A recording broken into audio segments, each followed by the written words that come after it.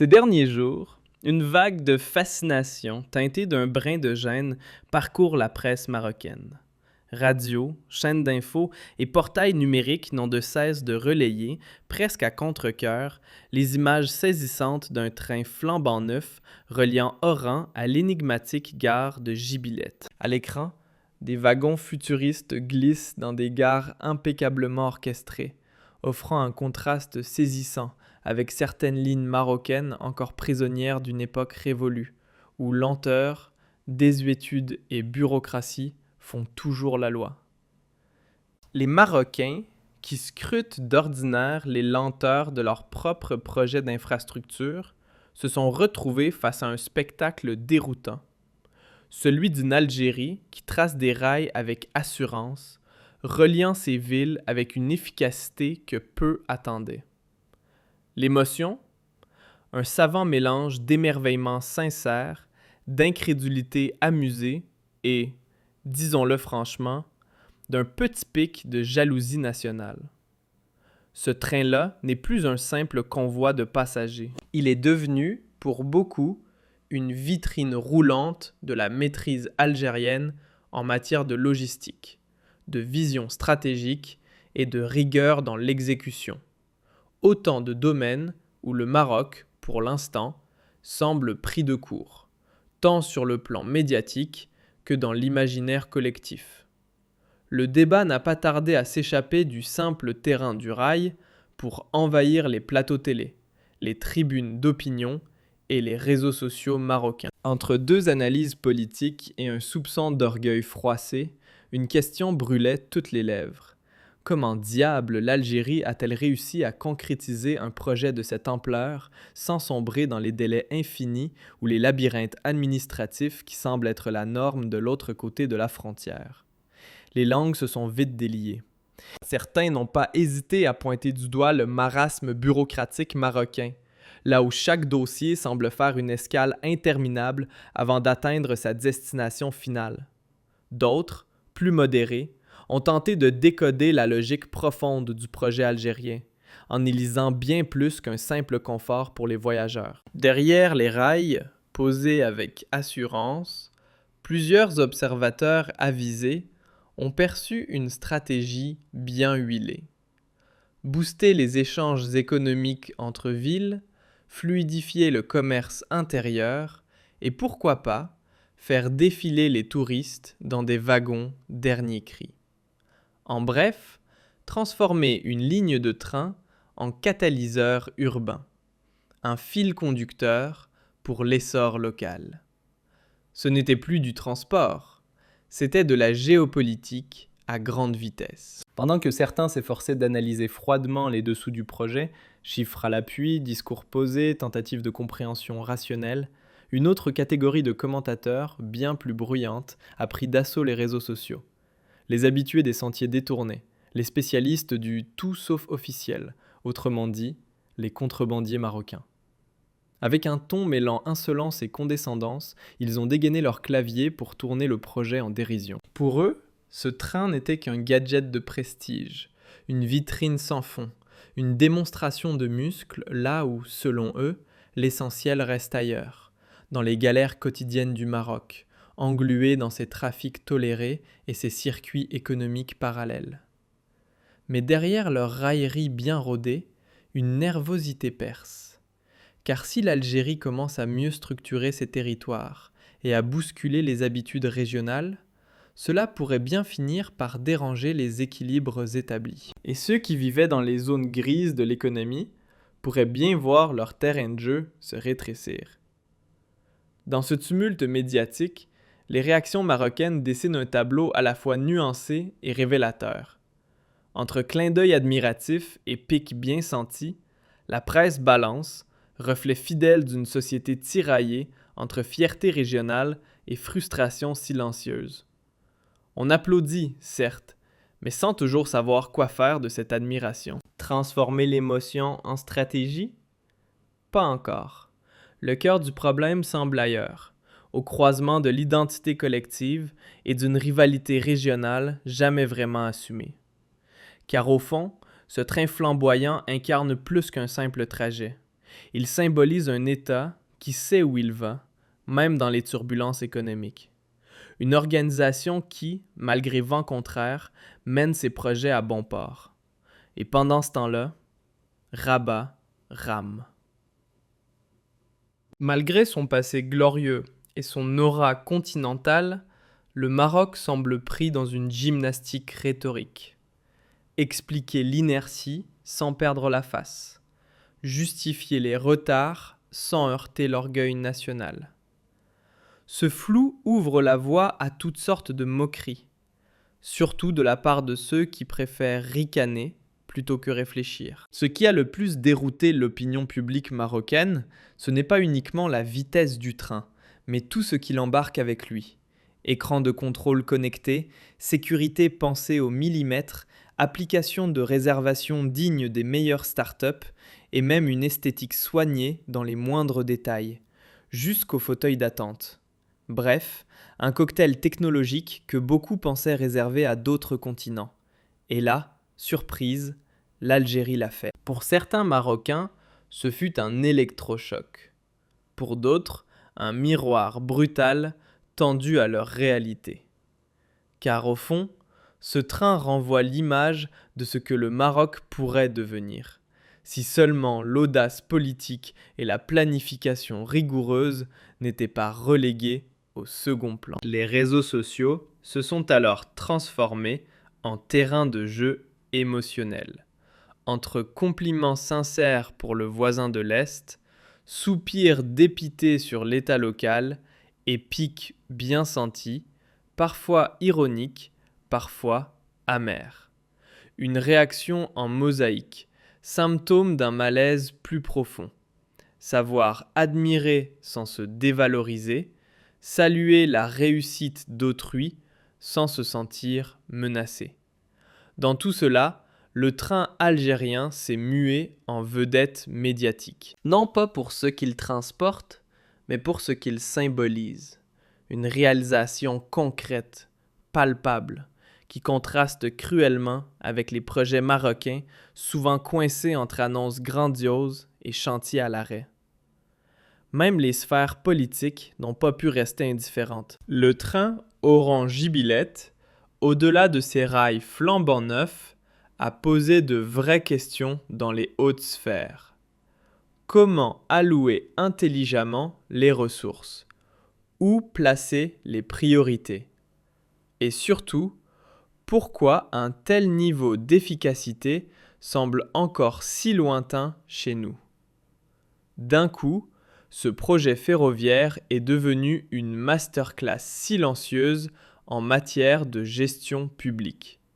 Et là, on comprend que le buzz médiatique marocain n'est pas une simple excitation de circonstance. Il révèle, en creux, deux visions du progrès qui ne courent clairement pas sur les mêmes voies. L'une avance vite, l'autre se demande encore quelle direction prendre. Pendant que les experts s'interrogent et que les contrebandiers enchaînent les blagues amères, le public, lui, regarde passer ce train comme on observe un miracle roulant. Station après station, c'est toute une démonstration de rigueur algérienne qui s'étale. Pas juste des infrastructures, mais une déclaration en acier et en verre. Voici ce que peut accomplir un État qui sait où il va. Car ce train, au fond, transporte bien plus que des voyageurs.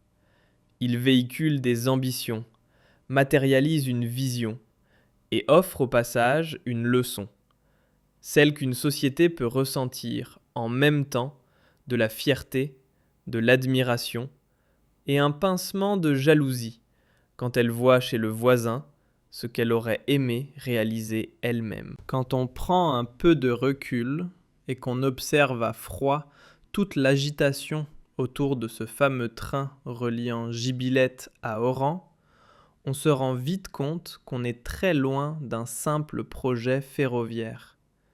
Ce n'est ni un gadget, ni un caprice d'ingénieur.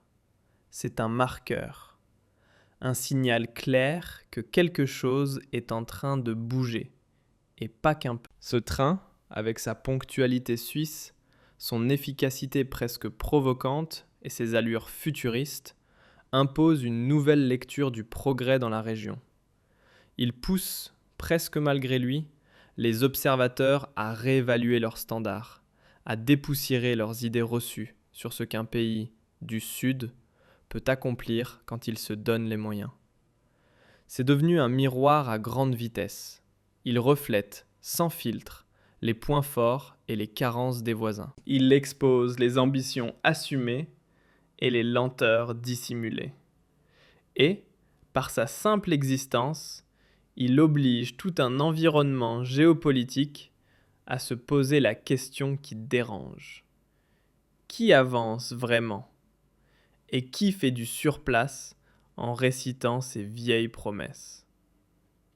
Face à la dernière prouesse ferroviaire algérienne, les médias marocains ont l'air de ne plus trop savoir sur quel ton danser. Tantôt admiratif, tantôt ironique, souvent critique et parfois carrément sarcastique, ils jonglent avec leurs émotions comme un acrobate sans filet. Ce flou éditorial en dit long. Applaudir un succès venu d'ailleurs n'est jamais simple, surtout quand il vous tend un miroir peu flatteur sur votre propre maison.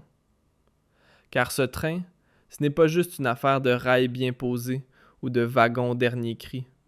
C'est une véritable onde de choc social qui traverse chaque ville connectée. Moins de temps perdu dans les trajets, plus d'opportunités économiques et une mobilité qui redéfinit les cartes du développement régional. Du commerçant au directeur d'école, en passant par le guide touristique ou le petit entrepreneur, tout le monde voit soudain s'ouvrir un horizon jusque-là embué par les lenteurs administratives. Et c'est là que l'infrastructure devient influence. Elle reconfigure les usages, les flux et même les ambitions. On aurait tort de s'arrêter aux statistiques ou aux kilomètres de rails posés. Ce train raconte une histoire plus vaste, celle d'une ambition qui descend des PowerPoint ministériels pour s'ancrer dans le quotidien des gens. Ce n'est pas sa vitesse qui impressionne le plus, mais sa capacité à changer le rythme de vie des citoyens. Un projet utile est celui qui se ressent, pas seulement celui qui s'affiche. Mais là où certains voient une avancée spectaculaire, d'autres grinceraient presque des dents. Les sarcasmes pleuvent, surtout du côté des habitués de l'économie parallèle. Pour eux, cette modernité dérange. Face à un progrès visible et concret, ils dégainent moquerie et mépris comme ultime rempart. Une façon comme une autre de ne pas perdre la face dans un monde qui bouge sans attendre leur permission. Et ces réactions disent tout. Lorsque la réussite vient d'à côté, elle ne fait pas que surprendre. Elle dérange, elle ébranle, elle oblige à regarder en soi. Admiration, gêne, remise en question. Le progrès, vu de l'extérieur, est un révélateur implacable des fragilités intérieures. Les réactions contrastées à ce projet mettent en lumière un élément souvent négligé dans les grands chantiers, la pédagogie. Car bâtir, c'est bien. Mais faire comprendre ce qu'on bâtit, c'est tout aussi crucial. Sans décryptage, l'infrastructure reste un décor muet. Il faut du recul, de l'analyse, une vraie capacité à distinguer l'émotion de l'évaluation, pour ne pas réduire un succès complexe à une opinion rapide sur Twitter. Dans ce contexte, la ligne entre Gargibellet et Oran n'est plus seulement un lien physique entre deux villes, mais un cas d'école. Une preuve roulante que la stratégie, le financement intelligent et la rigueur dans l'exécution peuvent transformer une idée abstraite en un changement tangible, durable et visible par tous. C'est aussi un rappel piquant pour les pays alentours. Les grandes promesses ne suffisent pas. Ce qui compte, ce n'est pas la taille des annonces, mais la finesse avec laquelle on les transforme en réalité, en intégrant les besoins réels des gens et en s'insérant dans leur quotidien. À chaque arrêt, ce train raconte une histoire. Derrière chaque passager, chaque guichet qui fonctionne, chaque quai propre et ordonné, il y a une démonstration discrète mais redoutable. Quand l'innovation rencontre l'intérêt collectif, on obtient bien plus qu'un simple progrès technique. On touche à quelque chose de profondément structurant. Et si l'on gratte un peu la surface, on découvre vite que ce projet ne parle pas que d'économie ou de transport. Il redéfinit les représentations mentales. Il élève le niveau de confiance dans les institutions. Il alimente une fierté nationale, parfois en veille, et force les voisins à se demander « Pourquoi pas nous ?» Pour les Marocains, ce train devient un miroir tendu à la figure, stimulant pour certains, dérangeant pour d'autres. Il montre que le progrès n'est pas un luxe, mais une possibilité concrète, à condition d'avoir une boussole claire, une méthode de travail et le courage de traverser les labyrinthes administratifs sans s'y perdre. On a parfois tendance à confondre discours et réalisation. Ce projet vient rappeler une vérité simple, mais trop souvent oubliée. Ce n'est pas la promesse qui change le quotidien, c'est sa mise en œuvre. Et ici, la transformation est visible, mesurable, presque palpable, dans la vie des gens, pas seulement dans les bilans ministériels. À un autre niveau, plus symbolique, ce train devient bien plus qu'un moyen de transport. Il incarne une dynamique. Il roule au rythme du progrès, avançant comme une métaphore vivante d'un développement qui ne s'arrête jamais vraiment, qui se construit étape par étape avec persévérance, stratégie et un effort collectif de chaque maillon de la chaîne. Ce projet nous enseigne aussi qu'on ne bâtit pas l'avenir à coups de slogan. Il faut de la méthode, de la coordination, une vraie écoute des besoins de terrain et une capacité à aligner les ambitions politiques avec les réalités locales. C'est ce tissage entre vision globale et action concrète qui donne tout son sens au mot « progrès ». Et au fond, chaque commentaire de journaliste, chaque post sur les réseaux, chaque regard citoyen posé sur cette ligne participe à une chose: enrichir notre compréhension de ce que signifie aujourd'hui construire un monde moderne. Un monde où l'innovation ne suffit pas si elle n'est pas ancrée dans le réel. En fin de compte, cette ligne ferroviaire entre Gargibellé et Oran transporte bien plus que des passagers. Ce qu'elle fait voyager, ce sont des convictions, des visions d'avenir et surtout la preuve qu'une société peut transformer ses idées en résultats tangibles, visibles, concrets. Ce train, c'est l'illustration parfaite d'un modèle où l'innovation technologique, la rigueur organisationnelle et la clarté stratégique avancent main dans la main. Un modèle qui n'attend pas l'approbation du monde, mais qui avance, prouve et inspire. Il remet les pendules à l'heure. Le progrès n'est pas une question de discours, mais de résultats vécus, de réalités qui changent le quotidien, pas seulement les PowerPoint de fin d'ANRAI et de gare. Une vérité s'impose. On ne bâtit pas l'avenir avec des slogans, mais avec de l'engagement, de la foi collective et une exécution sans relâche. Ce projet ferroviaire est, à lui seul, une masterclass de ce que l'humanité peut accomplir quand elle arrête de théoriser et se met à construire. C'est un repère, un symbole fort. Il parle à tous, État, société, citoyens. Il dit qu'il est encore possible d'avancer, à condition de savoir écouter, apprendre, s'adapter. Il nous rappelle que le progrès véritable dépasse les frontières, qu'il n'est ni marocain ni algérien. Il est humain. Et que ceux qui savent dépasser leurs réflexes de comparaison ou de jugement peuvent, eux aussi, transformer leurs rêves en mouvement.